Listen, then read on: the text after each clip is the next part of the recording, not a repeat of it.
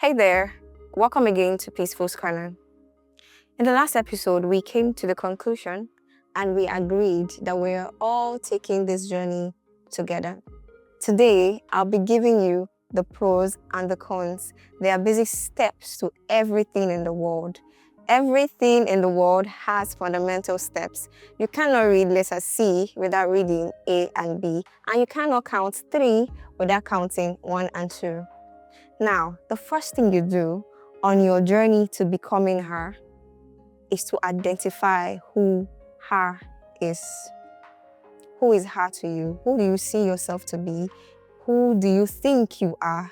And who do you hope to become?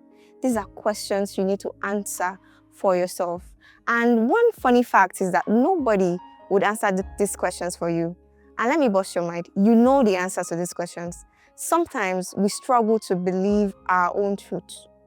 Because somewhere inside you already know who you are called to be. You already know who you are meant to be. But your problems, your experiences would try to steer you off that path. No, your experiences should channel you towards that path. By privilege, I was having a discussion with my mentor a few days back. And she said to me, Peace, you know, when I had done something for her, she was like, when God was creating you, he looked at this challenge and he said, how am I going to solve this challenge? Let me create peace and let me send peace to the world. So you need to discover what you were called to do, who you are. In general, what I'm talking about is purpose. You need to identify your purpose. Finding your purpose will make you find out who you are. Understanding your purpose is the first step to any life or to whatever you want to be in life. I'm not talking about your career choice. I'm not talking about what you do. At times, our career choices are linked to our purpose, but they don't get to define our purpose. Our purpose is the key to defining who we are. Especially as women, I mean no offense to the gents, but as a woman, understanding your purpose is the first step to success. So I'm going to challenge you today. Sit yourself down, ask yourself some questions. Who am I? Beyond your zazz, beyond your flair, beyond your charisma, who are you in your private corner? What do you think about when you are alone? What do you yearn for? What gives you peace? What drives your passion? What makes you go crazy?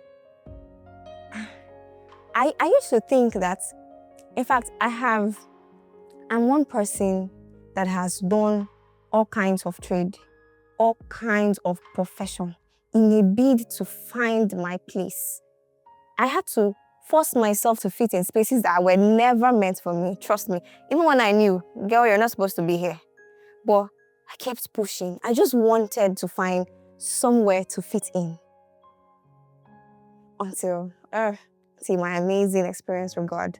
So you need to find out who you are. You need to get in there, get into yourself, get in your quiet space and ask yourself some nerve-wracking questions. I dare you to tell yourself the truth. I dare you to tell yourself, look yourself in the eyes and tell yourself who you are, not what the world says you are, not what society and our system have placed you or asked you to be, what God has asked you to be. What does God define you as? I believe that for every one of us, God's pattern is customized. It's unique. The way he operates with me is not the way he operates with you. It may look similar, but trust me, it is not. So I want to charge you to ask yourself some life-defining questions.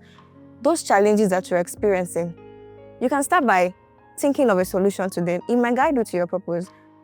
Discovering purpose can come in the funniest of ways. In the funniest of ways, if you're yielded, if you're ready to discover it. So if you're seeing this video and you're a very close friend of mine, you know that I don't joke with purpose. God can ask me to do anything as long as it's aligned to my purpose. I wouldn't even think. There are some instructions I would receive and I would say, oh, how do I confirm that this is the voice of God?